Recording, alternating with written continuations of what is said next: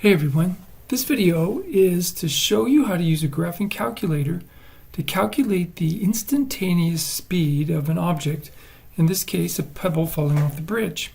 Now there's three calculator skills that will make this work very quickly in the calculator. And that's knowing how to make the calculator give you function input and output. The second one is setting up the table properly so that we can look at the limit, in this case, of times going to 3 seconds. And the third one is a special way to enter in an equation into the calculator that gives us the slope of the secant line. So that's the game plan here. Let's get started. All right, here's the game plan. Instantaneous speed is equal to the slope of a tangent line. In our case, the slope of the tangent line at the point of 3 seconds. Now we're going to approximate the slope of the tangent line by looking at the limit of the slopes of secant lines as our time gets closer and closer to 3 seconds. So we need to do a lot of slope calculations here. So let's make a table. So you notice I made an XY table. Now, in our physical context, we're based on time and height, but the graphing calculator can only make functions in terms of x and y. So we have to reinterpret everything here. So x is the time for this problem, y is the height for this problem, and then lastly, we're going to need to calculate slopes of secant lines. And you can see also that I've made several time values. So I'm going to start with time of 2 and find the secant line slope between 2 and 3. And then 2.5 and 3, and then 2.8 and 3, 2.9 and 3. And so I'm going to get several secant slopes based on these pairs of points. Now I don't know what the y numbers are. So let's go into the calculator and enter in a function. Our function is 300 minus 16x squared. Enter. Okay, the first thing I want to show you is I mentioned earlier on that one of the skills we have to learn is function input output. And we could actually run the table and get all these values, but there's something we need for the secant equation, and that's this function idea. Now the function idea you're very familiar with from your algebra days. In our case, we want to put in f of 3. Now in the calculator, it doesn't have a function name f, but it does have the function name y1, and we just typed it into the graphing calculator. And so if we tell the calculator to compute y1 of 3, it'll give us the output. And so what I want to do is I want to show you how to use and find and access the y1 command, and it's in this vars button. But before we do, let's quit or clear, or not clear, but let's quit the y equals mode. And now we're at the home screen, and we're going to use the vars button. The vars button is all red here, and the vars button has 3 menus. The middle one is the one we want, so we're going to do sideways to the middle menu and choose different y variable functions. And the number 1 is the algebraic functions. So it's already highlighted. Hit enter, and it shows you all the possible y variable function names you can have. I think there's 10. So, but we already put our equation in y1, so we're going to use y1 as the name of our function. And so when I put that on the home screen, it tells me the function name is y1, give it the input of 3, hit enter, and I get the height of the pebble. In 3 seconds, the pebble is 156 feet above the water. Okay, so if I'm going to find a secant slope, though, I need 2 points. And so I'm just going to use my second point as my starting time of 2. So let's do that again. Now you can do the vars button, do the y equals, enter, and select y1. Or you can, here's a shortcut or trick, you can arrow up. Select Y1 of 3, hit enter, and it puts it on the command line, and then backspace and update the input. And now I've got the second input. So that's 236.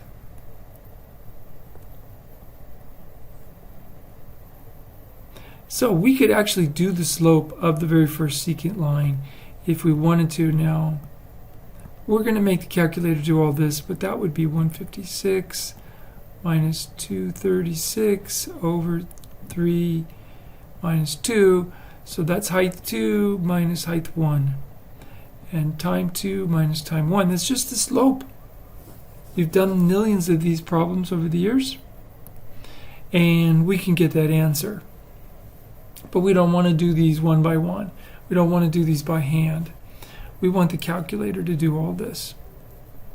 So how can the calculator do this? Well, before we get the slope equation, one more thing. I want to show you how to use the table to automatically get all these values for us. So I'm going to get rid of this thing first. So we're going to do the second thing I mentioned, is the table setup command. So we're going to use the table in a minute, but we need to set it up, and the table set is above the window command. Now, you probably have used the table setup for different things in the past, but you may not have used the ask feature, and that's what we need in this situation. And most likely your calculator is set up. It might have different starting numbers here, but the x's, the independent variables, are automatically generated by the calculator. And the y's, the dependent values, are automatically generated by the calculator. And we do not want that, because the delta table is set to go on a fixed change of 0.1, 2, 2.1, 2.2, 2.3, 2.4. It's too many. And notice the increments we're using are kind of random. We're switching, we're jumping by 0.5, 0.3, 0.1, 0.01. So the increment is changing every time. And we can solve that problem by going down to the x's, the independent variable, arrowing over to ask, hit enter, and we set the calculator to ask. It's not going to automatically make our x's. It's going to ask us what x's we want. So we're ready to go. We hit enter that, and we have the equation for y1 already. We can go to the table now, and notice it's blank. Now sometimes you may have numbers in there that are leftovers. Let's just say these are leftovers from a previous problem you had. And you can just go up, highlight it, hit delete.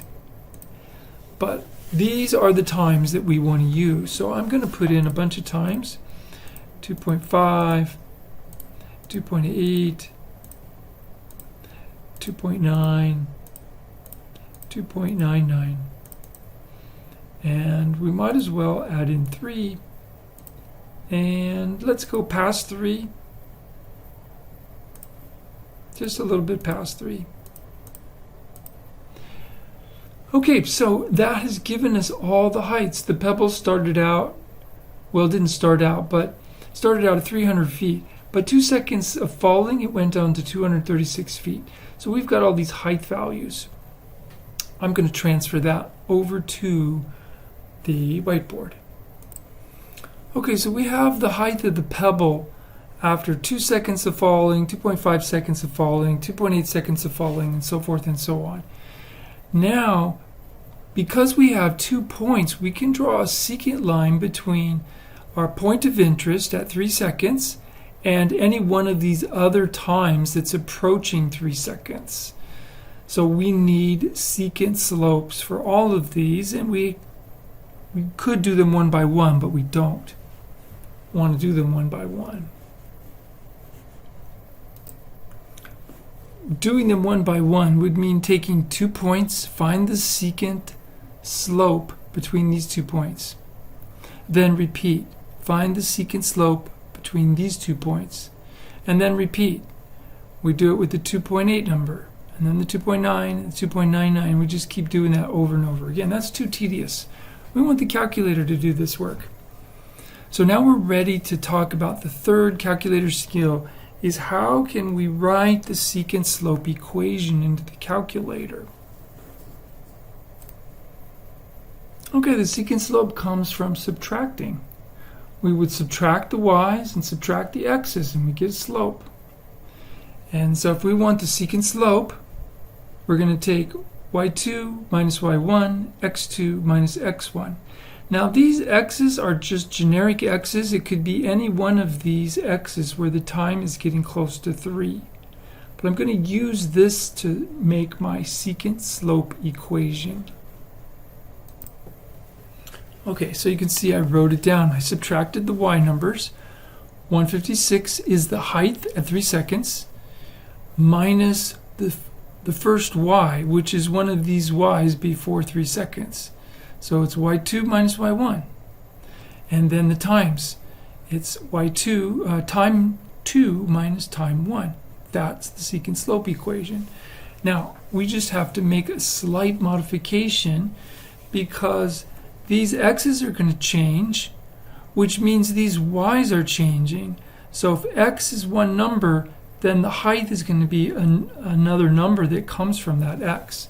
And here's where the calculator can help us. We're going to change this y in the calculator to be a function. It is going to be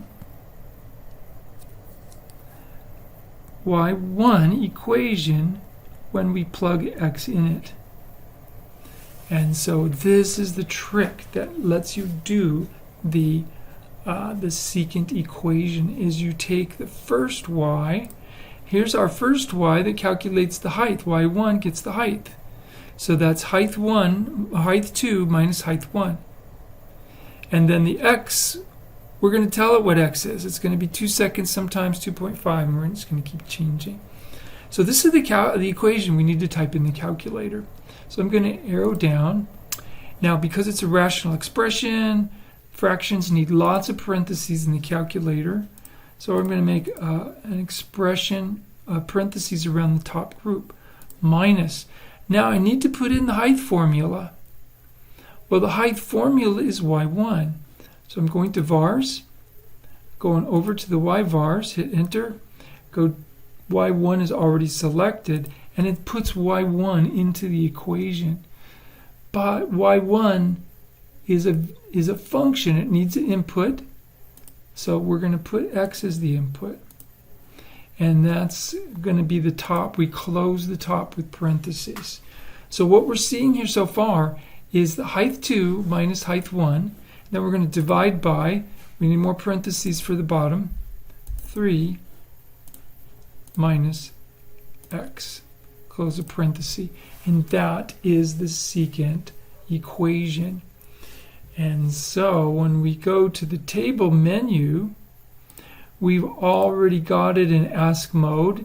It already knows our time that we've changed, and it calculated all of these secant values. I'm going to transfer those over to the whiteboard. So there you have it. All the calculator work is done, and all the information we need is right there in that table. So we can see as the times get closer and closer to 3, so times are moving towards 3, these secant numbers are converging on a limit, it looks like about 96. And I think between here and here, it's pretty conclusive that 1/100th of a second before 3, it's negative 95.8. 1/100th of a second after 3, it's negative 96.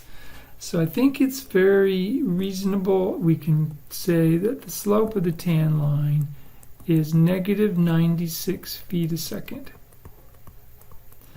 which is our instantaneous speed. Okay, to recap. So you got the vars button that gives you the y1 function input output. You got the table set to ask mode, which allows you to increment your times getting closer and closer to a specific value of time. And you've got the secant formula, the way we typed it in, allowed us to generate the secant slope without doing a lot of calculations. Hope that was helpful.